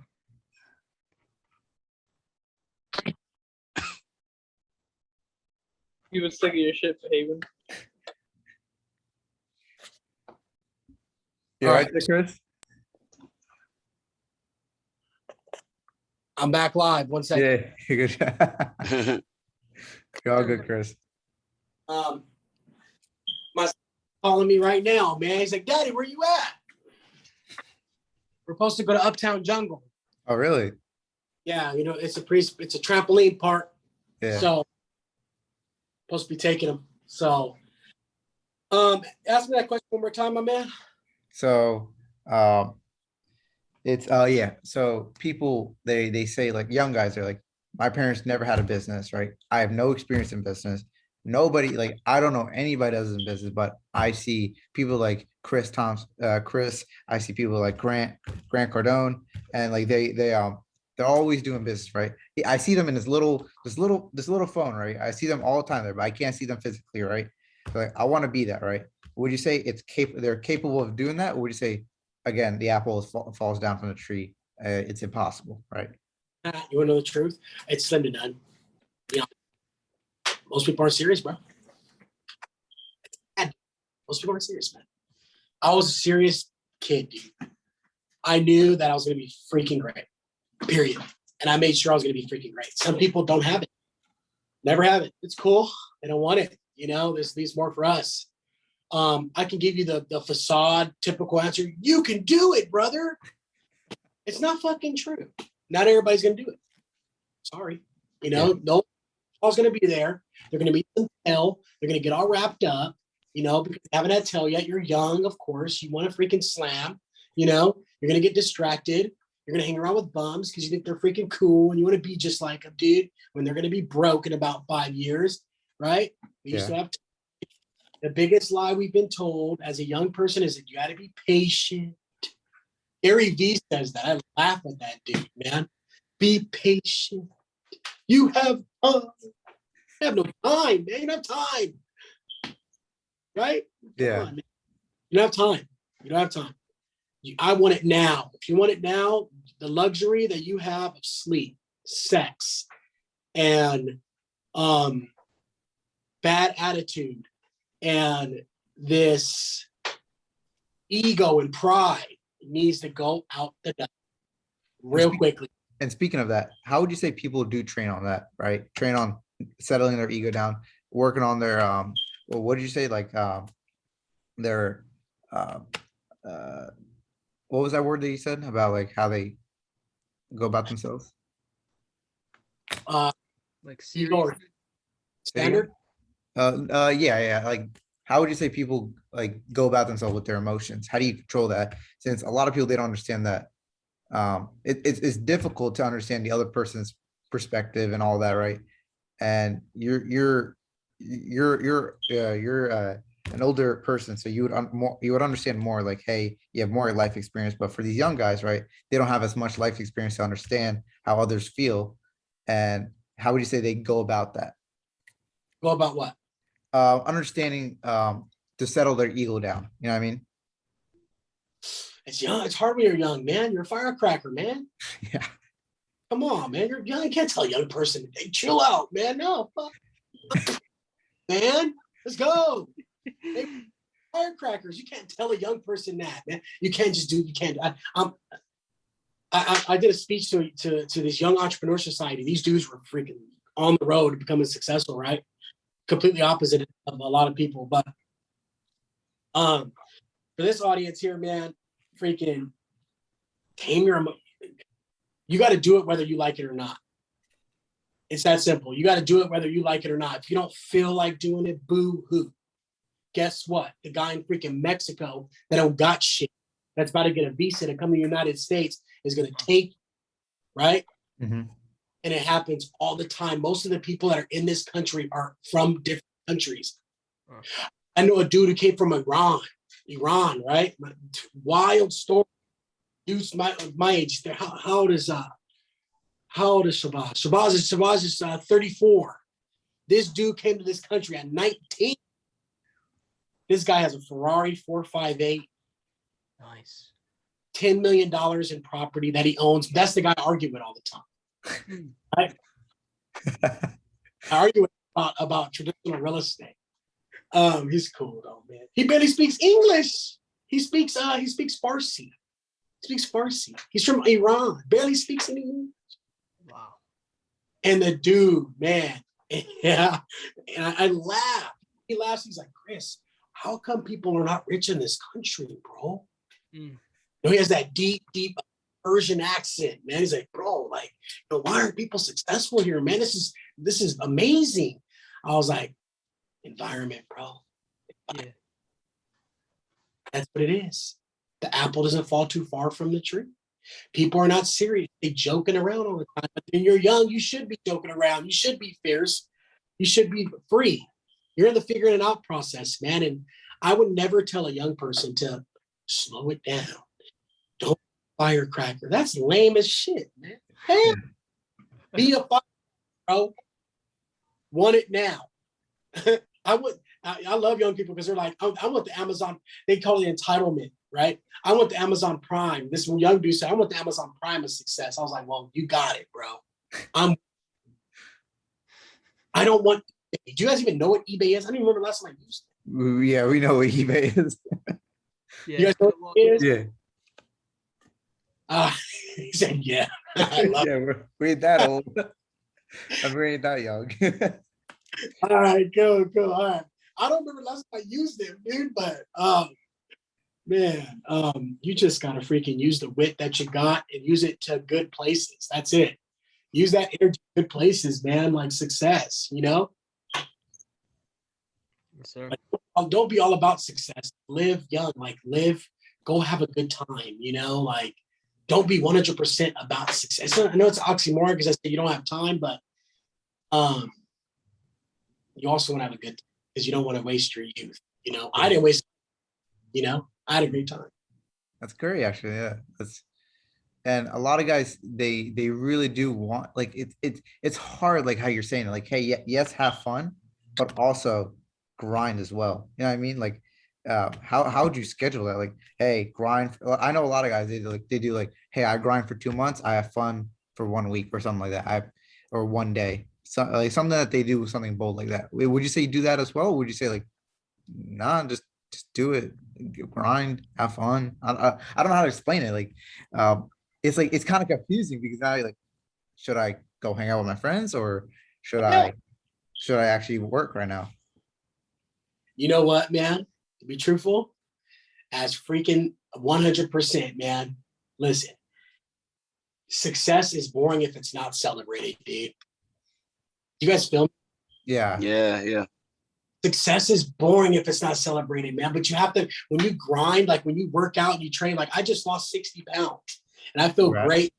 Drinking freaking gallon of water every day, feeling like freaking bodybuilder, you know, whatnot. And when I take a break or I go get that cheat meal, man, it's like the best thing ever. You know, that's my joy. You know, when I go to In-N-Out or whatever it might be, or some Indian food. I'm a huge Indian food guy, man. Oh, you know, yeah. bro, like I'm an Indian food fiend, bro. Like at least when I was like doing bad with food, I'd eat Indian food like 4 days a week. It was so bad. What's your favorite dish? Tikka masala. I love tikka Masala. masala. I like them all, bro. There's so many other coconut curries, you know, everything. Bro, I'm gonna go to India and try the real shit. Oh yeah. Man, there's nothing. I love Mexican food, bro, but the Indian food just hits different. That's bro. what I keep telling people. Like, Mexican food's all right, but Indian food, it's like on top. It's like a next tier. Oh, is that where you're from? Oh no, I'm Bengali, and like people Bangladesh is right next to India, so they're the same. It's just politically different. So the food's all the same. And Indian food, bro. Whoo, it hits. It hits different. When I get that for my cheat day, I'm excited. So it's just like that. I stayed clean for 7 days, 6 days, right? 7 days. And then I had that cheat meal in the midday on Sunday, right? I'm excited for it, right? Grind all week. You woke up at 2, you've been busting it, training, getting your fitness right, getting your mind right, getting your knowledge right, getting your mentorship right, getting the plan right. And then on that 7th day, you're like, I'm going to go hang out with my buddies for a couple hours and go play some games. I want to go kick it. Yes, man. I heard this guy on stage telling these young dudes, work all the time. You're going to go nuts. Yeah. You're going to want to jump. Yeah. Hell no. You can't tell a young person not to have fun. That's stupid. Right. No, I want my young bros to go out and they busted their ass. Right? I'm all about. And a lot of people they call that work-life balance, I guess, and it is difficult. Like you understand that, Chris, right? But from a young man's perspective, they're like, I'm not in that level yet. I feel like I should be working now, or should you say, hey, they should go by their feeling and their gut, or like, should you say they should just go by the schedule, work six days a week and have fun on that last day? Go with what needs to be done. Okay. Go what needs to be done. Holy shit. You got to do whatever it takes what needs to be done. Whatever goals you have set for yourself, if they're not done, you don't reward yourself yet because you'll feel like a loser if you do. Of course. It's easy not. You asked me a good question indirectly. You said, how come some people are unsuccessful and why some people that grow up are unsuccessful and then I became successful and they hate on me? Because it was also easy not to do. It was also not to go achieve success. It was also easy not to have goals, not to write my goals down. It was easy for them to go, have fun and have a good time, not be serious and have a joking friend all the time. If you have a joking friend all the time and your serious time, you just got to learn how to replace that friend at a particular time, Yeah. So if you're about your shit, if you're like, you know what, I don't even want to I don't have no friends. I really didn't have that many friends when I was, growing up. So I just worked my tail off, man. And all the time worked. All I thought about was work. All I thought about was work. Mm-hmm. All 28. And speaking of friends, right? You'll see a lot of time, especially Kevin Hart, right? He says this a lot. He says the 5 people around you, right? They're the most influential people for you. So a lot of guys here, right? They always tell me, hey, should I leave my friends, right? They smoke weed, they drink alcohol all day, and I don't want to do that, right? And they're like, I want to make money, right? And they always take me from that. What would you say about that? They're like, but we've been high school friends. We've been friends for 18 years. But they're like, man, stop that shit, man. Guys, are there mostly men on here? Yeah. Come on. He's been my boy since day one. Yeah, right. Watch you get in trouble, he'll snitch on you. Like that's facts. He's been my boy. I've known him since I was 4. All my boys started slamming my ex-girlfriends after I left them, So let me keep it 100 with you guys, man. You're only going to have 3 real good friends your whole life, 3 to 5, really close, like dapper friends where they freaking care about your life, never, okay, just got to replace people with, I'll tell you something, you want to know the truth? It's so weird when it's crazy. One of my, me and him had a fallout, he always didn't believe in me. He always was hated on me. That's stupid. Go get a job, and I didn't talk to this dude for almost 3 years. He didn't even know I had kids, He's like, I saw you on a podcast, Chris, and I want to say congratulations. I'm proud of you. I didn't go, oh man, remember you hated on me? No. I said, I thank you for not believing in me, bro, because that was my fuel at the time. I thank you for not being serious, bro, because I know I needed to be. If you have your homies that are smoking, drinking, they will not be your friends in a couple of years from now. And that is a fact. I don't kick it with none of those dudes. And when I see those dudes, if I see them when I go back to my own neighborhood, it's strange for me to talk to them. The conversation is, I'm hanging out with dudes that are talking about buying companies for $50 million. I'm talking to guys that are talking about buying buildings, dude. I'm talking to a guy from like my buddy Shabazz, man. My buddy Shabazz, right? I barely met the dude like 3 years ago, but I feel like I've known him since I was a kid. Right? He's from a whole different country, a whole different mindset, but his mindset is here. He's about getting, man, if you're about that and you're really serious, you'll let that shit go. If you're drinking and smoking, it's cool for a minute. It's cool. I used to drink and smoke when I was a kid. Come on, dude. I'm not a freaking square, right? But, you know, I'm just like most young people. That's why they love me. It's the truth, right? Fuck, man. You got to drink and smoke sometimes. You're stressed, right? But I don't do it no more. I haven't smoked or drunk in years, guys, because I don't hang around with that environment. So the friends that you have now will not be your friends in a couple of years, and that's a fact. And then once you're on this journey of success, when you see them again, it's going to be very strange. Okay, let me close that. It's going to be very strange when you see them. It's going to be awkward, you know. And I don't say get rid of people. Start to surround yourself with better people. How do you find out meetups, Facebook groups, free seminars, paid seminars? You need to invest every penny into yourself. From 18 to 25 is invest. And how would you say, Chris, that are these guys, like, for example, right? I would say these guys are my friends, right? That even though we're not physically meeting each other, we're virtual, right? A lot of people would say, hey, friends, they're right there, like they're a physical being, they're right there. And we hang out, we have fun, right? How would you define a friend? Someone that listens to you, someone that supports you, like how would you say, like, hey, this person, you want them to stick along with you throughout the whole ride? That is a fucking great question. Man, I've never had that asked before. How would a good friend? Wow, bro. You know what? I've never been freaking asked that. That is a great question, dude. Woo! Welcome to Nova University. That's a freaking solid question, bro. What a loaded question.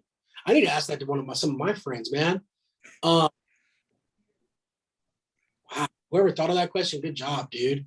You know what defines a good friend? A friend that'll call you out of your shit, and even though they might hurt you, you know, a friend that is selfless, a friend that you can be vulnerable to, because we're men, you know, I'm a very gung-ho type A. I don't show no, you know, emotion type dude, you know. I'm a business guy. I'm freaking hard on myself, you know, all the emotions that go in our heads. Yeah. You need to be vulnerable to, you know, where you can say, dude, you know what? I smoked and I drunk today and I really wanted to get my goals down and it didn't go that way, and they give you a real talk, you know? And a friend that will tell you you're wrong, even though it will hurt you, you know? That's a real friend. You don't need to physically be there. Friendship's about communication, you know? Care for you. If you're a friend, if you go right now and I want you to text your friend, your real friends, text your friend, man, I have something serious to share with you, you know, or you know, just be vulnerable with them, see how they respond. You know how they're a friend. They'll make fun of you. If they make fun of you, that's not a real friend. Fuck them. You know? People, yeah. You know, so you know, you gotta let go of some people, man. Especially if you're successful. Some people are just not gonna make that.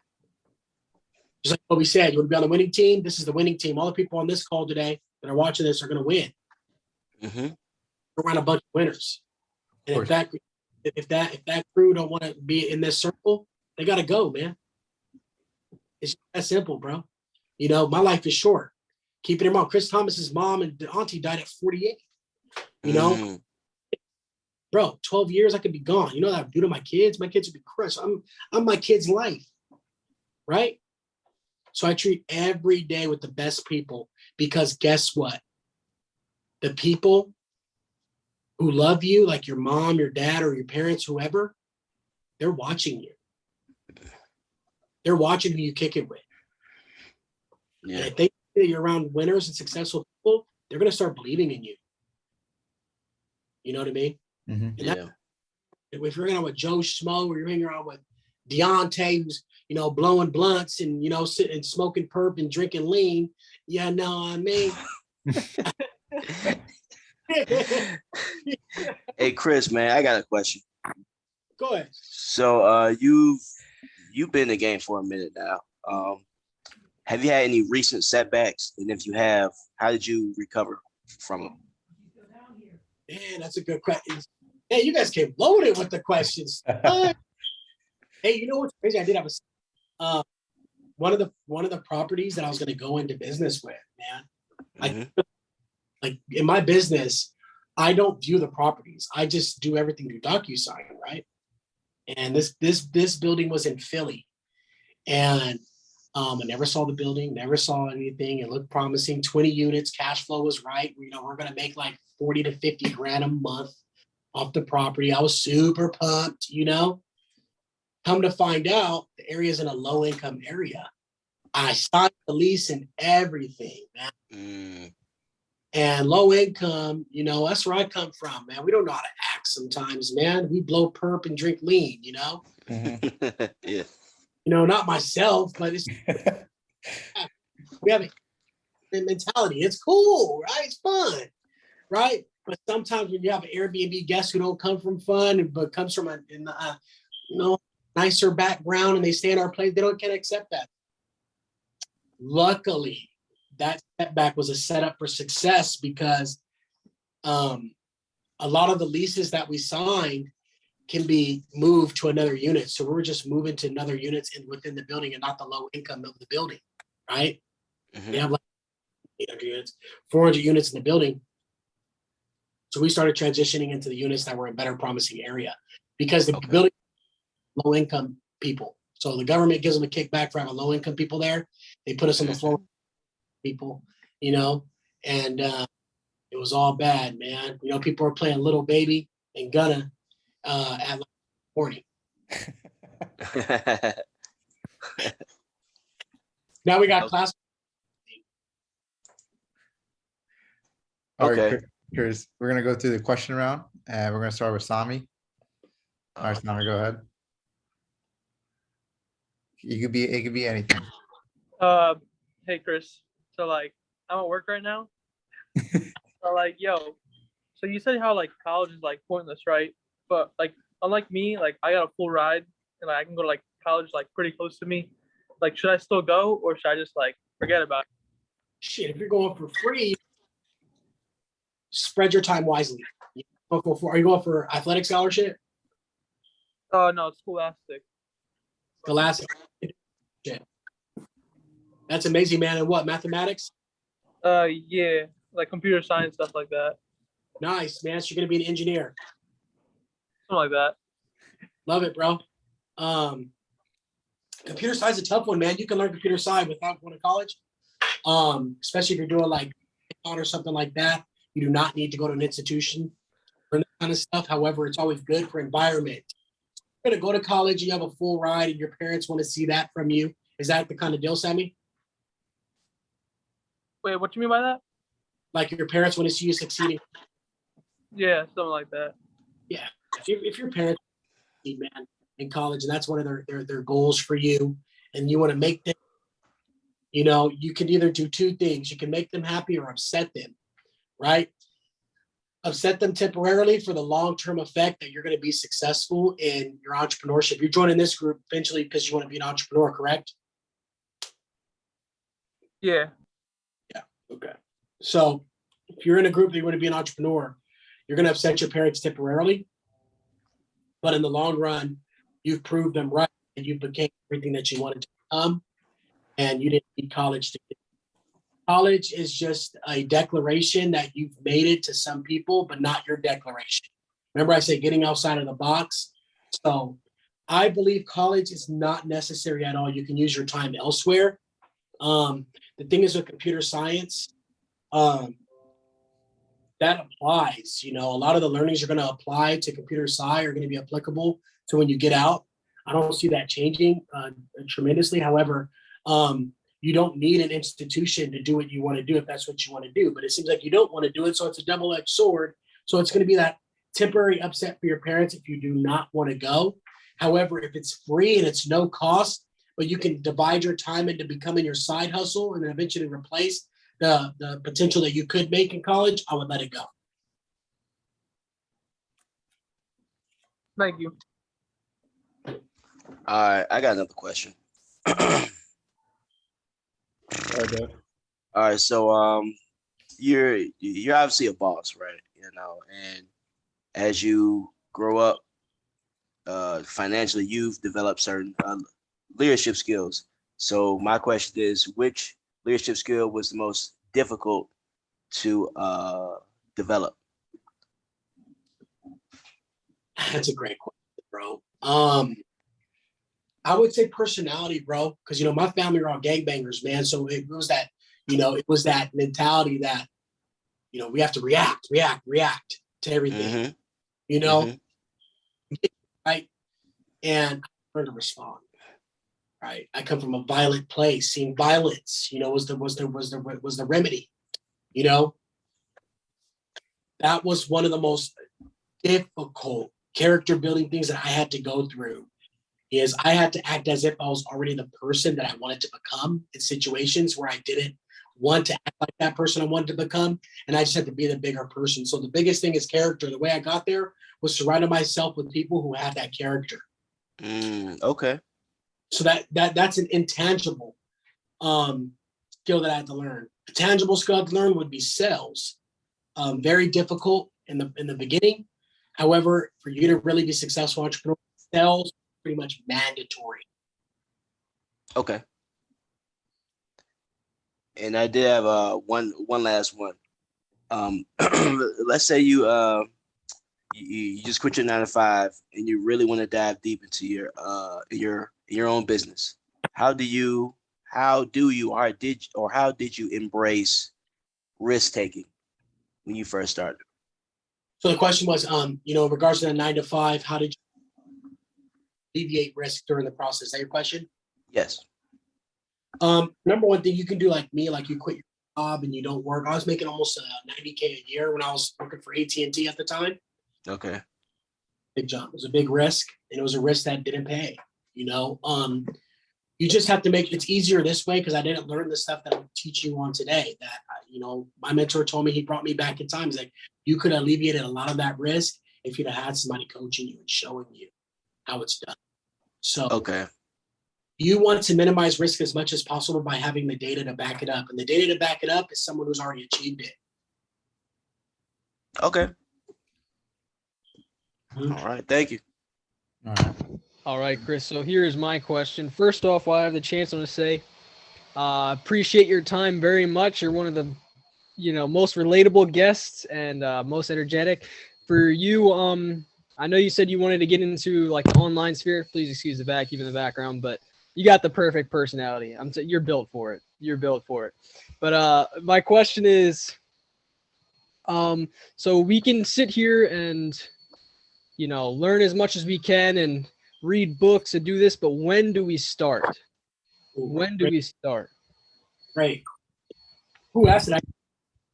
Joshua. It was Josh.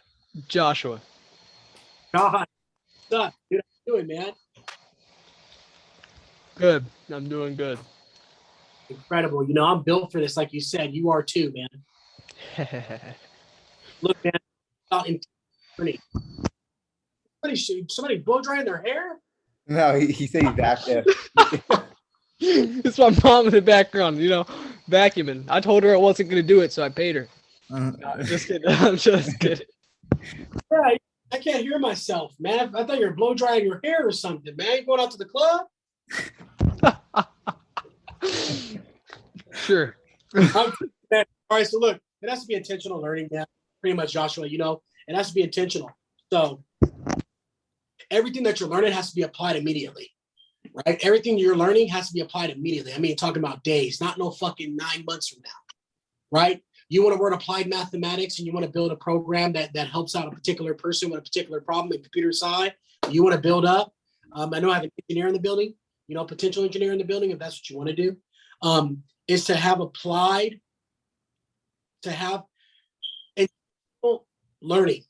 Learn everything that you can apply right now. I don't learn shit just to learn shit. I don't read books just to read a book. I don't read Harry Potter to learn about a dude who's flying around on a cape, right? I read and I listen and I watch things that I can apply right now today. Like right now, I'm learning about a program that gives minorities access to capital to fund their real estate business. Am I going to learn about what the currency rates are in Japan? Or I don't give a shit because it doesn't apply to me. I want things that are going to apply to me right now. So if you're starting from ground zero, everything that you need to learn needs to be intentional. Period. Intentional learning. I know school teaches you electives, do all this stuff, do this, do all this you don't need to learn 90% of the shit you learn in high school. 3 things in high school education. 3 things. Understanding the financial statement, understanding credit, and understanding how to operate a business, because that's the only way you're going to get freaking rich. That's simple. That's to be applied. Okay. Action steps you need to take. Exactly those 3 things I just said. Apply those to your life. What do you do to learn about credit? What can you do to learn about using debt? What can you do to learn about building a business that pays you every month, like real estate? That's simple. Of course. And damn, that was great. Any of you guys have any more questions? Nah, man. Thank you for stopping by, man. This was great. And Chris, so what is the future for you? Right? What are your next? What's next for you? All right, so it's pretty much looking as we're done with the orgy, right? Yeah.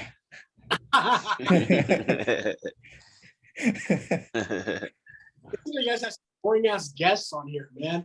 Some plastic, man. They don't got a story like you, man. That's the problem. Because they come from Silver Spring. Come on, dog. Of course. You're bro, I'm still eating with my hands, bro. You know. You're eating that naan. Oh, I get that side. Yeah, bro. Hey, if you guys ever tried Indian food, bro, oh my God, I'm so down. You gotta try some good biryani, Chris. Oh, what is it? Biryani. Oh, It's a type of rice. Biryani? Yeah. How do you spell it? Biryani. You might like it. BIR. Say it again. YANI. Oh yeah. I tried this rice, biryani rice. I tried this, bro. Oh no! Of course I tried this, dude. What the hell? You like it, bro?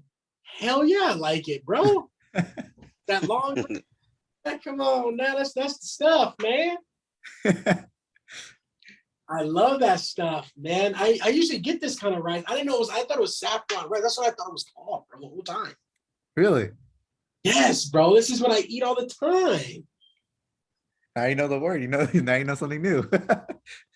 Rice. That's what I eat every time. And I thought it was saffron rice. I just get the same plate all the time, you know, and I didn't know it came with biryani rice. That stuff's incredible, bro. I'm messing, but it's just like Indian food. I wouldn't know about this stuff until I have friends that told me about it. So pretty much the what we talked about today, guys, is, you know, just start surrounding yourself with people who you want to become. Because we're all about social proof, you know, about like the more that we hang out with other people who we're trying to be like, we become. You know, in this Zoom talk today, eventually you're gonna like him. You know, he's super successful. He's well freaking spoken. Cares. You can tell he cares about freaking people. You know, and cares about it. No, you know what? And it wouldn't start unless he cared about himself. Right. That's where it starts. Starts with self, and then everybody else helps you out in the process. This is not a one-man show. It's not a one-man army, right? We're coming in this together. Of course. And who would you electrifying guest ever on You know, this has been I know nobody's ever going to top me, bro, period. You know? I would agree with that. I don't know about that, Chris. We're on our way. When you're about to retire, You can go try to get Grant Cardone and Gary Vee. They're going to give you some plastic. King of Kings. I'm telling you right now, man, it's only a matter of time before the world, man, and you guys are going to see that. And guess what? You guys were a part of this journey today, and I'm glad I shared. we appreciate it. Really do. You're making Yeah, man. Thank you. You're making future kings here. That's one more question for you, though. Real quick. Go ahead. So you know how you say you have to wake up early in the morning, right? Like I try doing that sometimes, and like when I wake up, there's like that 5-second thinking, and like I just instantly go back to sleep. Like wait, you stop that real quick. Hey, I love it. Hey, at least he doesn't lie. Yeah. I love it. So you guys gotta go sleep earlier, man. Can you go to sleep earlier or no? Usually like before I got a girlfriend, I used to sleep at like 8:30 and woke up 4:30, and now like we like FaceTime every night. So now I sleep at like 12:30. Try to wake up. Damn, bro, what are you guys doing? Are you guys doing some phone sex? What? Got you.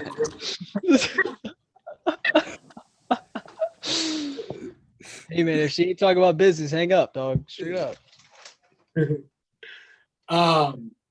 So just I'm gonna go to sleep earlier, man. I have this goal that I'm trying to hit. You're gonna be a part of that goal. I want you to be a part of it.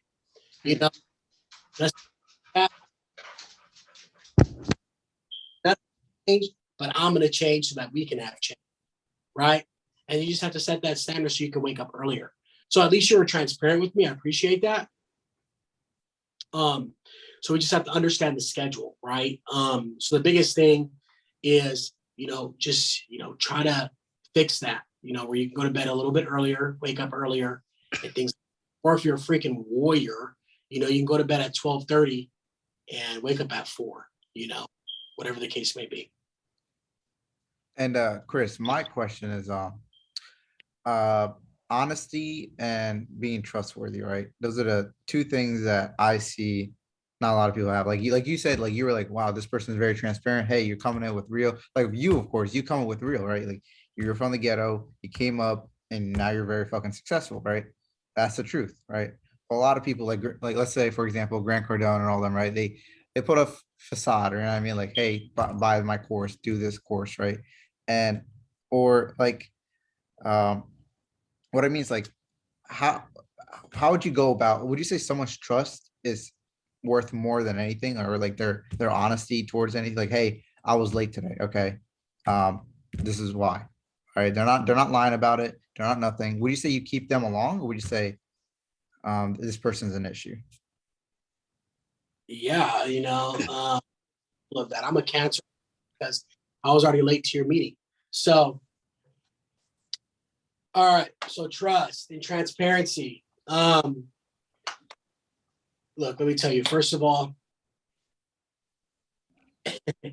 if you don't trust anybody, why would you ever even, it's just strange, man. That's simple stuff, man. It's like, if you don't trust a person, why would you believe anything they're going to say? Like, come on, if you don't trust them, why would you believe anything they're going to say? So just have a standard for yourself, man, or, just have a standard. Like, if you're going to be late, expect that in return that they're going to treat you like you're late. I tell one thing, I tell you this, man, nobody would ever treat a person. Everybody always has time for things that they care about, period. And people have respect for things that they care about. Like this dude came at me on the internet. Like this guy came at me, he had like millions of followers or whatever. And he came at me like I was like I was making less than him. Came at me like I was younger than him, like weird type dude, And he lost my trust, right? Because he's coming at me like, it's strange, bro. Like mutual respect is just out the window type of deal, man. Like if I was the freaking president, or if I was somebody that you freaking looked up to, you wouldn't treat me this way. So why you treat me, right? So I treat everybody like they're the freaking best person alive, man. Like I'm treating everyone here. These guys are probably 2 times younger than me, but you know what? I'm treating them like they're fucking millionaires already. Right? I'm not treating young dudes. I'm treating them like they're freaking successful people, man. And guess what? We appreciate that, and you're a role model that we're all gonna like strive for. And a lot of these guys today, they fucking learn a lot from you today. I just want you to know that. You inspired a lot of people today, and it's great. I'm just saying you're a great guest today, and we appreciate it. Where can we get your book again, Chris? Well, you know, look. I was actually going to end with that. You know, you guys have all been great hosts today, so I'm gonna give you my book 100% free. Okay, 100% free. If you're gonna pay for it on Amazon, it'd be okay.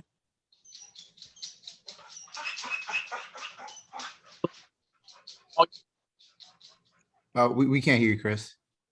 That knows you. I want them to know Chris Thomas, and by that, I want to give you guys something. I want to give you guys my book 100% free. Okay. And I want you guys to get fucking rich. Okay. And I want you to get rich quick because it's possible. Okay. It happens. It's not a scam. Just because some dude at Harvard that graduated magna cum laude that grew up with freaking Irani rice and freaking tiki masala every night, you know, he lived a luxurious life, right? Telling us that, you know, becoming rich is a fallacy or, you know, getting rich quick is a scam. That's not true, dude.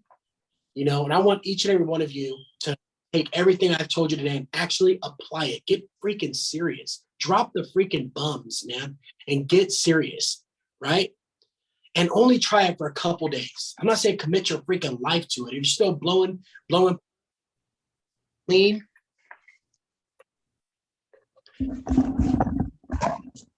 sipping lean, you know, I'm just messing with you guys, man. That's why we like you a lot. I'm transparent, man. Come on. Fuck, you guys are young. Come on. Facts. You know your audience, that's for sure. Right. This is shit you do when you're young. You don't freaking watch the economics of the United States of America at fucking o'clock at night. You're watching some shit. You know, that's funny. Oh, come on. We're not fucking watching economics 1 at freaking 10 o'clock at night. No. Now we need to, right? Get serious, you know, and have a good time in the process, guys. And guess what? The book is 100% free. Okay. For 30. If you want to, thank you. Amazon pays me $1 for the book, right? Which is pretty cool. I can go to the Dollar Tree and get me a journal with that. So That's awesome. And Chris, where can the guys reach you out with too? Oh man, I was waiting for that moment, man. I need everybody on this right now to blow my Instagram, Facebook, YouTube, TikTok, everything, man. You guys know where to find me. It's right here behind me. Oh yeah. At Thomas at GET Chris Thomas at Get Chris Thomas everywhere. YouTube, TikTok, Instagram, Facebook. I want you guys to slap every follow you can. Like Chris is the fucking man. Yes, Of course. sir. We can do that. Sir. That's the least we can do, man. I didn't hear. I said, did we crush this call today or what? We fucking Hell did. yeah. Oh, we crushed it. Hell yeah. We crushed it. That's what I'm freaking talking about. Don't let nobody steal your freaking energy. Don't let nobody tell you can't do bullshit.